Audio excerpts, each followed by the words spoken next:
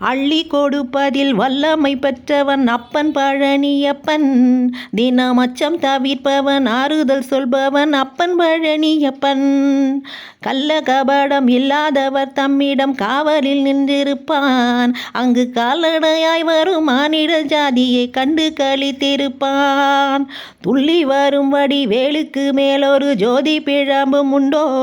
அந்த சுப்பையன் போலொரு அற்புத தெய்வத்தை சொல்ல மொழியும் உண்டோ? வெள்ளி மூகம் 12 கண்ட பின் வேறொரு சொர்க்கமுண்டோ? ஆண்டி வேஷத்திலாயினும் வீரத்திலாயினும் வேலனை வெல்வதுண்டோ?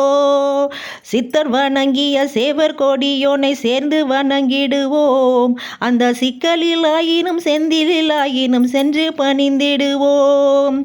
பக்தருக்கென்று திறந்திருக்கும் தென் பழனியை கண்டு கொள்வோம். அங்கு பாலாபிஷேகமும் தேனாபிஷேகமும் செய்து பணிந்திடுவோம்.